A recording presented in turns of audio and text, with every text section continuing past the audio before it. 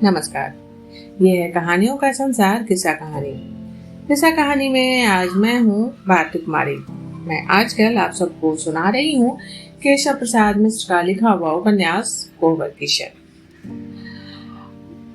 जैसा कि मैंने पहले एपिसोड में बताया था कि कोहबर की शर्त उपन्यास की 2 फिल्में बनी हैं, नदिया के पार और फिर उसी की रीमेक थी हम आपके हैं कौन। तो अगर दोनों ही फिल्में आपने देखी होंगी या कोई एक भी फिल्म देखी होगी, नदिया के पार में किरदारों के नाम, जगह के नाम बिल्कुल ही सेम रखे गए थे जो कोहबर की शर्त में है। तो नदिया के पार वहां पे खत्म हो जाती है कि ओंकार और गुंजा का ब्याह होने वाला होता है। फिर किसी भी तरह ओंकार को ये पता चल जाता है कि गुंजा और चंदन आपस में प्रेम करते हैं। तो उसी वक्त ओंकार शादी से मना कर देता है और उसी मंडप पर गुंजा और चंदन का ब्याह हो जाता है।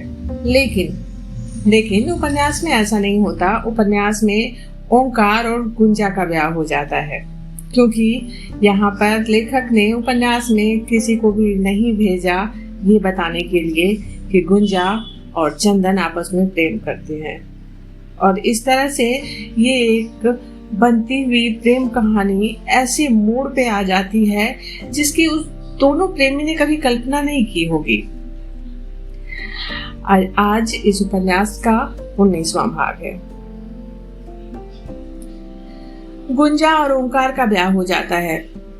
गुंजा विदा होकर बलिहार आ गई। बलिहार की पतोहू घर की स्वामिनी बनकर। सूना उदास घर एक बार फिर से भर गया। संबंधियों में ओंकार की एक बूढ़ी विधवा फुआ तथा एक और स्त्री आई थी। असवारी जब दरवाजे लगी तो ओंकार के साथ गठबंधन किए दौरी में डेग डालती हुई गुंजा को गांव भर की चिर परिचित लड़कियों ने घेर लिया। पहले की सखी गुंजा अब किसी की भौजाई, किसी की चाची हो गई है। 2-3 दिनों तक तो कंगन छूटा, कथा हुई, भोज भात हुआ, घर में रौनक बनी रही। घर की इस चहल पहल में रामू सबसे अनचिन्हा रहा। यहाँ बता दूं कि रामू ओंकार और रूपा का बेटा है। रामू हर समय गुंजा के पास सटा रहता। औरतें कहती, अच्छा हुआ जो का ब्याह इसी घर में हो गया, नहीं तो इस लड़के रामू को बड़ा दुख होता। लेकिन इस घर की चहल पहल को चंदन नहीं देख पाया। मड़वे में चोट लगा अंगूठा पक गया था। दवा करते रहने पर भी उसमें सूजन हो आई थी। दर्द बहुत बढ़ गया था। खंड से घर आने में लगभग 5 मिनट लगते थे। इतनी देर तक लंगड़ा कर चलना चंदन के वश की बात न थी, इसलिए वो खंड में ही पड़ा रहता। वहीं नहाता, घर से खाना आता, वहीं खा भी लेता। ब्याह में नौते पर आए हुए 2-3 आदमी ही रह गए थे। बारात लौटे आज 5वां दिन था।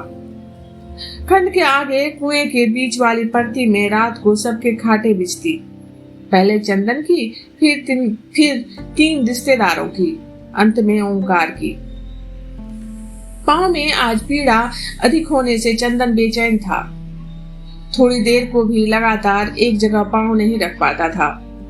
ठीक से आज खाना भी ना हो सका। आधा पेट खाकर वो चारपाई पर लेट गया, कभी बाईं करवट तो कभी दाईं। आंख लगी लेकिन पीड़ा ने सोने ना दिया। प्यास के मारे गला सूखा जा रहा था। चारपाई के नीचे अंगोछे से तोप कर रखा हुआ लोटे का जल पीने को उठाया तो एकदम गर्म। वो गर्म जल पीने की हिम्मत नहीं हुई। सोचा भैया को जगाए कि 1 लोटा जल कुएं से खींच कर दे दें। आखिर में लगी भाई की खाट की ओर ताका तो वो सुनी थी। अगल बगल के खंडों की ओर ताका तो सारे लोग सो रहे थे। धीरे धीरे झुरने वाली उस गर्म पछुआ ने रात में और भी सूनापन भर दिया था। चंदन सोचने लगा कि भैया गए कहाँ। प्यास तो सही ना जा सकी, उठना भी संभव न था। कुछ देर प्रतीक्षा करने के बाद वो लोटे का गर्म जल गट गट पी गया। गले में कुछ नमी आई तो नींद की खुमारी उतरी। तब अचानक से उसे कुछ सूझ गया, जिसने पांव के दर्द को देह भर में पसार दिया।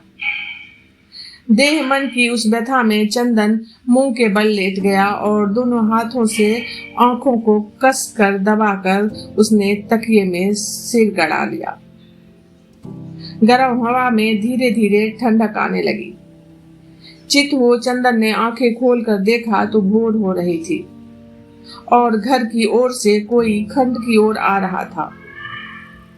धुंधलके में पहचाना तो ना जा सका, किंतु आदमी पास आया तो चंदन ने चाल से पहचाना, ये तो भैया है।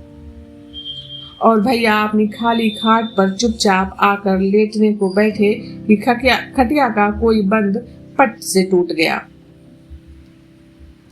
चंदन को सब कुछ समझ में आ गया।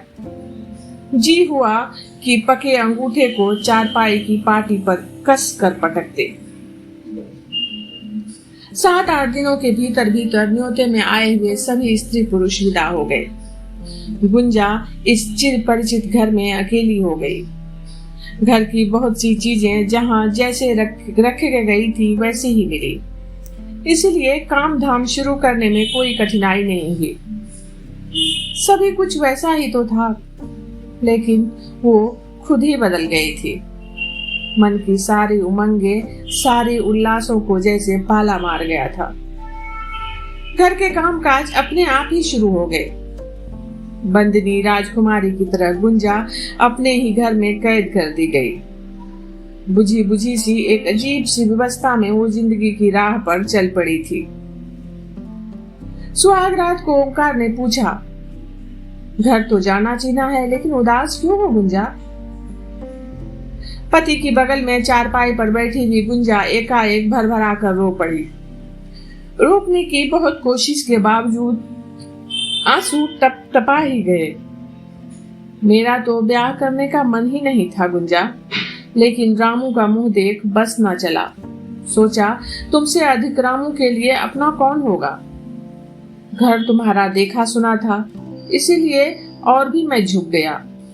ये भी सोचा बाद में अगर ब्याह करना ही पड़ा तो जाने कैसी लड़की मिले। गुंजा को जैसे किसी विषैले नाग ने सूंघ लिया।